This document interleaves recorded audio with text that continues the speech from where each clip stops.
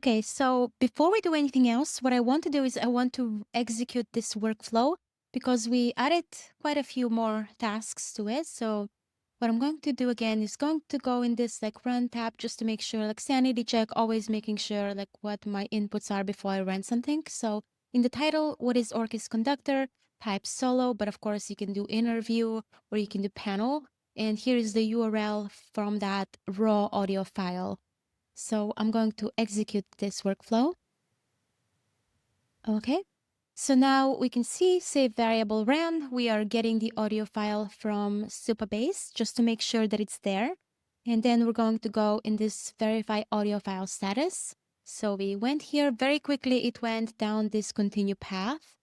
And now we are routing by episode type. So here is where we selected solo. And so in the output, it selected solo, and this case is also solo, so it goes down this solo path. And in here, we are making an HTTP request to API Assembly AI. And we can see in the input, here we're making a post request.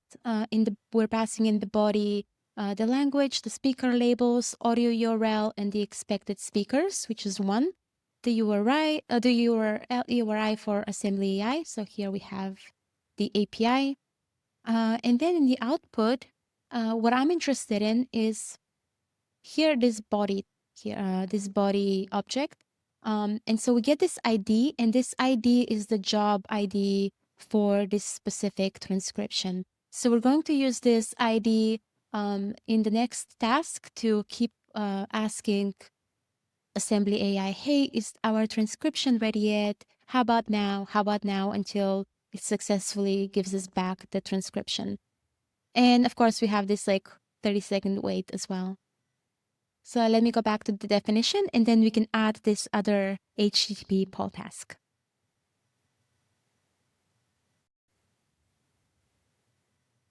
Okay, so now we get to one of the more interesting task types in this workflow, and that's the HTTP poll task. So let me add that first.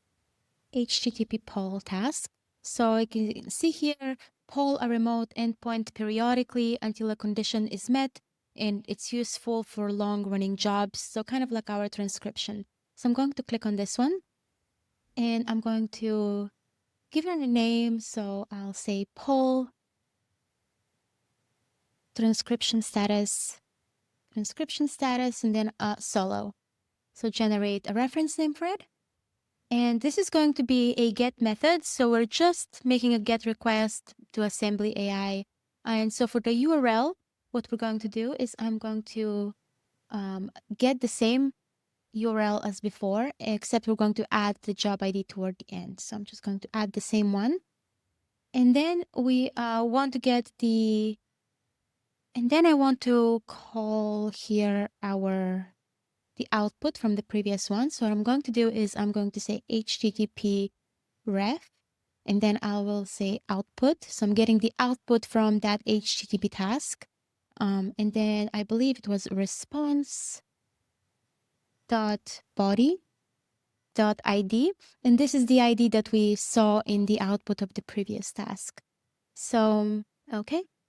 And again, I'm adding another header, just the familiar things here. I am getting authorization, and header, I'm going to go to workflow secrets. And then I will say I want the Assembly AI API key that I had. I don't need to add anything in the body here. What I do need, so we have this termination condition. The HTTP poll task is like a regular HTTP task, but it has built-in retry logic. So instead of making one request and moving on, it keeps making the same request on a schedule until a condition that you define is met. It's purpose-built for exactly this kind of asynchronous job. So kind of like our use case here, where we're reaching out to make sure just to make sure like if something is already done or not. So the URI is hitting the Assembly AI status endpoint. So like I mentioned, we are embedding the job ID directly in the URL. And again, that's the ID that we got back from the previous HTTP task that when we submitted the job.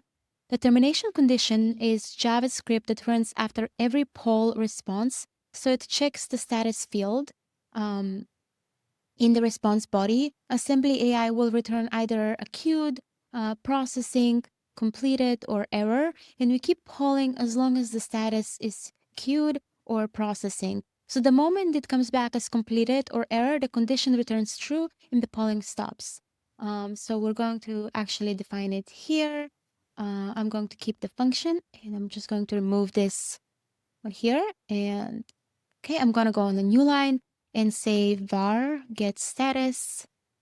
And that will be the output of this. So output dot, I believe it's response body status.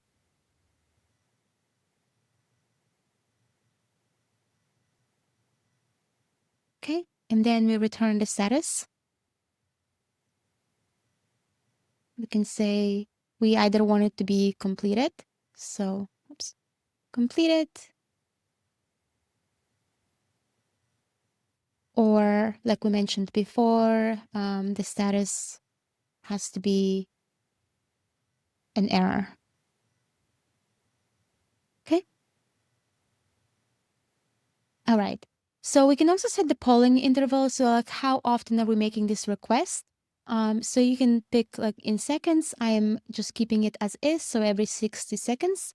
In the polling strategy, so like fixed, this would be every 60 seconds. So every minute. You can also have linear backoff or exponential backoff. And so what this is like, it's if the first minute it doesn't get anything back, it then just backs off a little bit more. And then you have the exponential back off, which is like even it backs off even more and like waits longer to get something back. But for this, I just wanted to be to ask assembly AI every 60 seconds. So what I'm going to do now is I am going to save this.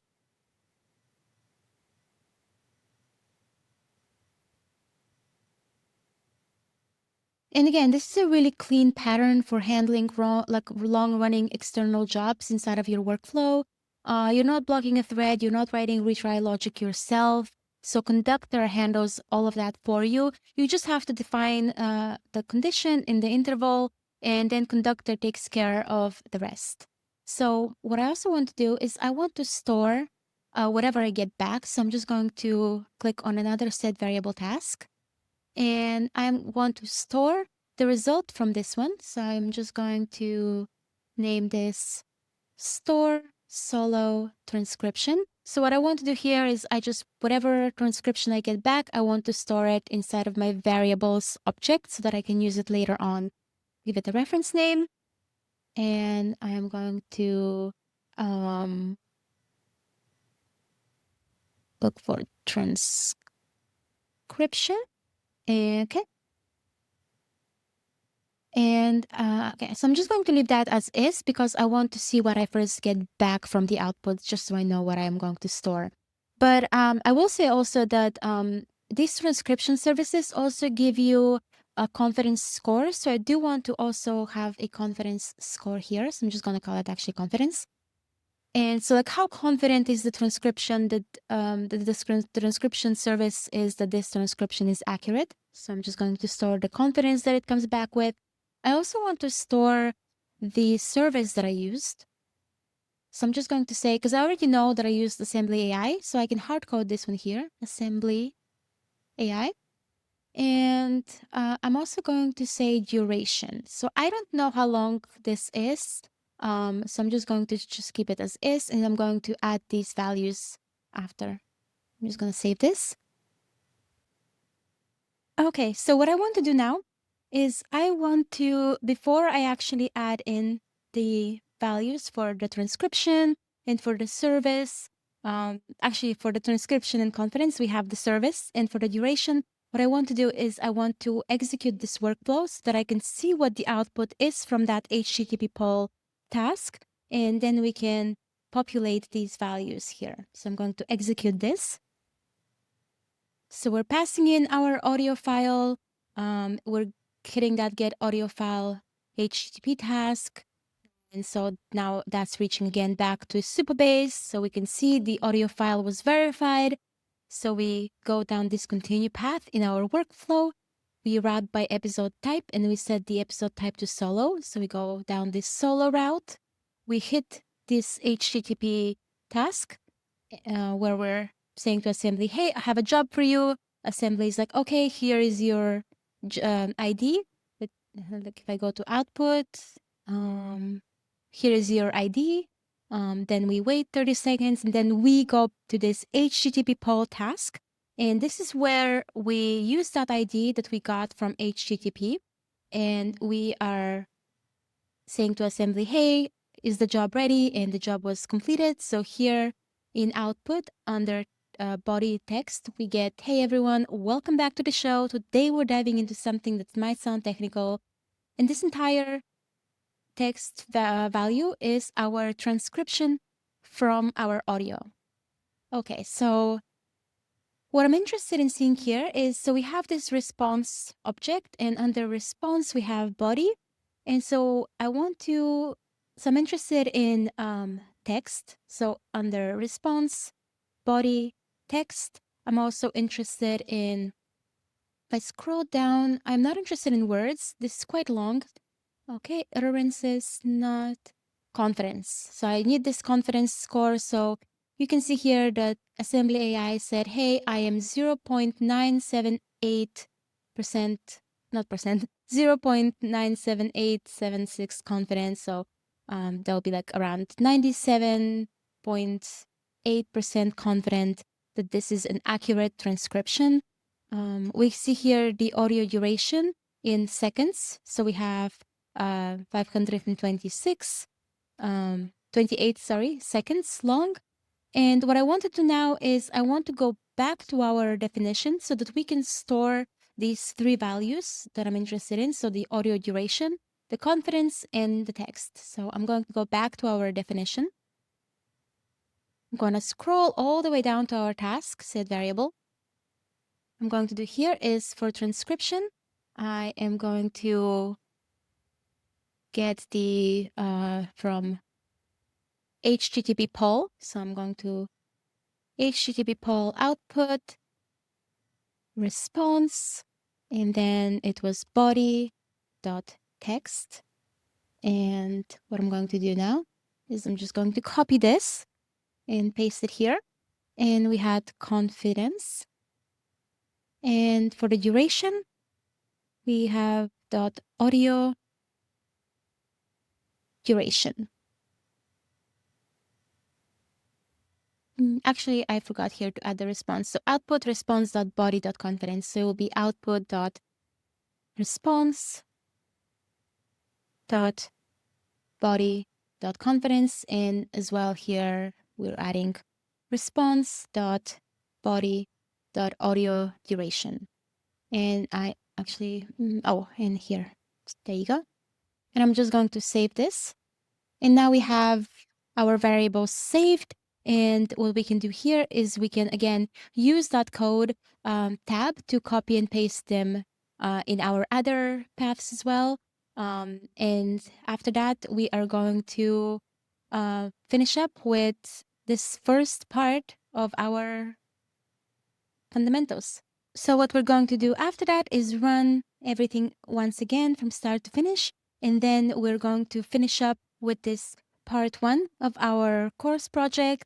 And then we can continue to fundamentals 2, where we're going to take it to the next level.